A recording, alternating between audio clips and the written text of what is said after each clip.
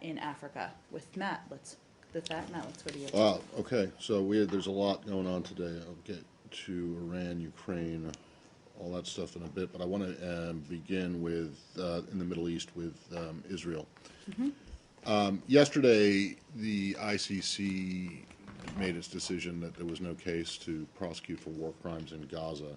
But also yesterday, and you spoke about that very briefly here, but also yesterday, General Dempsey, who is no slouch when it comes to military things, told an audience in New York that the Israelis went to extraordinary lengths to limit collateral damage during the Gaza war.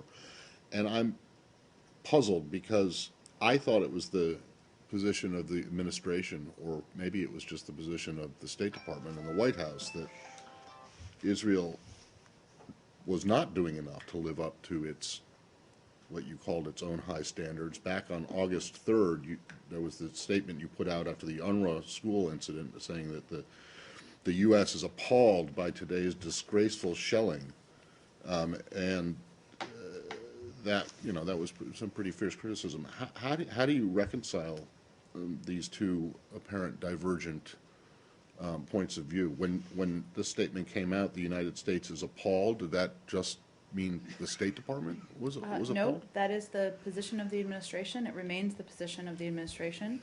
As we made clear throughout the summer's conflict, we supported Israel's right to self-defense and strongly condemned Hamas's rocket attacks that deliberately targeted civilians and the use of tunnels, of course, of attacks into Israel.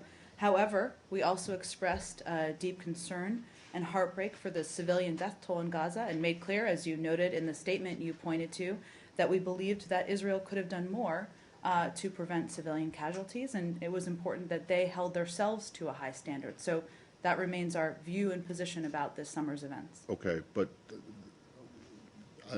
I'm still confused as to how you can reconcile the fact that the chairman of the Joint Chiefs of Staff, who knows a bit about how military operations work, I would venture to guess, I don't know him, but I assume that he wouldn't be chairman of the Joint Chiefs of Staff if he was if he didn't, says that the Israelis essentially, did the best that they could and lived up to, by extension, lived up to their high standards by going to, quote, extraordinary lengths to limit the collateral damage. Well, I would point you to the chairman's team for his more specifics on his comments, but it remains the broad view of the entire administration that they could have done more, and they should have taken all feasible precautions to prevent civilian casualties. All right. Now, same issue, well, not same area.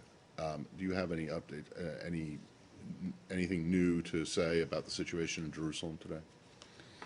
Well, we obviously continue to urge calm and condemn any resurgence of violence. Obviously, we're watching this closely.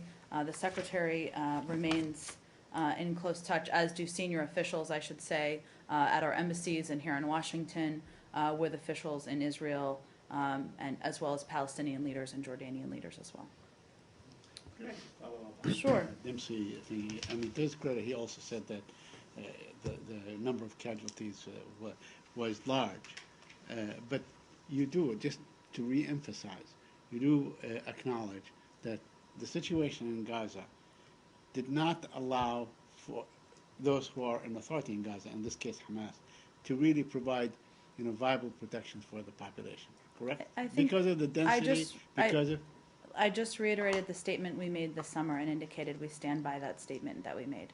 Okay, because this is, this flare-up may likely to happen again, and you have one of the highest concentrations of populations in the world, so it could conceivably happen one more time.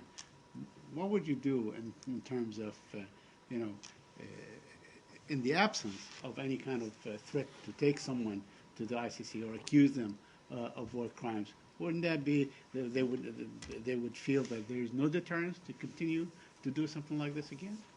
I'm not sure what your question is. My question is, that obviously you oppose any effort with the ICC, but barring that effort or barring that threat, or that someone may be taken before an international court and accused of war crimes.